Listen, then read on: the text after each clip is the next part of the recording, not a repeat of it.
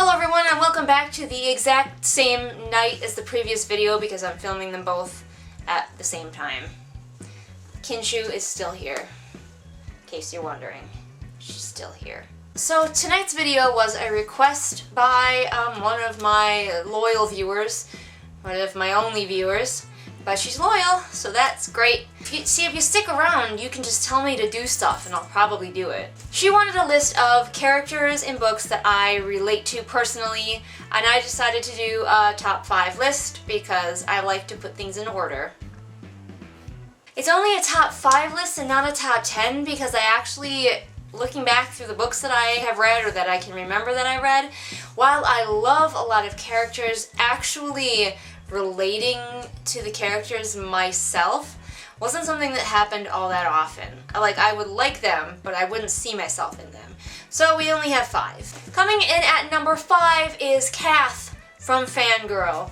She's at number 5 because she does frustrate me because she actually is she's younger me. She's me at her age. She's me at 16 through 18, where she's a lot more insecure and has not found a lot of coping mechanisms for her anxiety. Seeing her go through the stuff that I went through can be very frustrating for me, so while I see myself in her very strongly, it is a younger version of myself that sometimes annoys me, and that's why she is at number 5. But yes, she's a fangirl, hence the name of the book. She is a writer, just like me, and she is an introvert with severe social anxiety.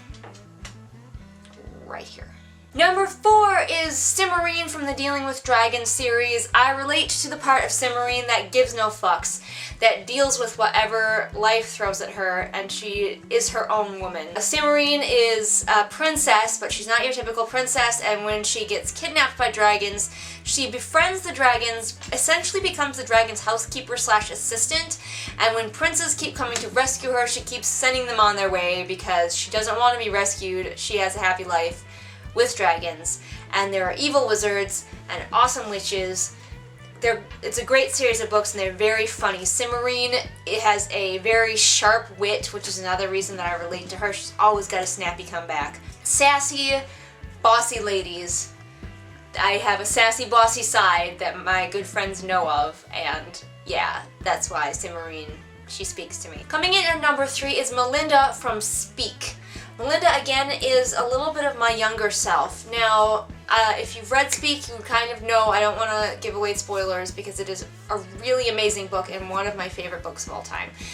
I relate really strongly to her, not necessarily because I've had the same life experiences, but because I have a lot of her same feelings, or I had a lot of her same feelings about speaking up, about being selectively mute, about feeling that no one cares about you and no one cares what you have to say.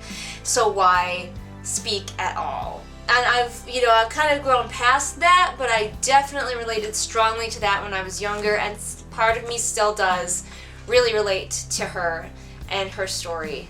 Number 2 is another one from my childhood, but she still lives inside me, and that is Lucy from The Lion, the Witch, and the Wardrobe. Lucy was my imagination. She was who I wanted to be and who I was when I was out exploring the world. I grew up on a farm and we had a lot of land and a lot of places to explore, and Lucy is the side of me that fearlessly investigates the world and has adventures. She is my warrior princess side, essentially. She is feminine but still intelligent and powerful and has so much agency, and that is why Lucy is still very deeply a part of my soul and I relate to her so strongly. But she did not beat out the character to whom I most relate, and that is number 1, Bilbo Baggins from The Hobbit. I am Bilbo Baggins. I don't want to go anywhere without my pocket handkerchief. I am a hobbit. I am adventures, tea time, yeah, second breakfast, yeah, let's stay home and be comfortable. And even like Bilbo Baggins, I can be forced to go on an adventure, and I will have a good time, and I will be successful on this adventure, but I would also much rather just be home in my cozy hobbit hole, not dealing with noisy dwarves, i.e. the rest of the world. So yeah, if a wizard came to my house and was like, let's go on an adventure, I'd probably go, because I have, you know, Lucy is part of me too, but the Bilbo part of me would miss my warm bed and my fireplace and tea. I am Bilbo Baggins. Bilbo Baggins, bravest little hobbit of them all. So yeah, those are my top 5 characters that I relate to. What book characters do you relate to? What book characters do you relate to, Kinshu? I bet you relate to somebody really crabby, because that's what you are. She probably relates to a villain. I know she's being adorable and licking me right now, but she's evil. So yeah, who are the characters that you relate to? Leave a comment below and let me know. And I will see you all again next time, when hopefully it will be daytime. See you later, everybody. Happy reading.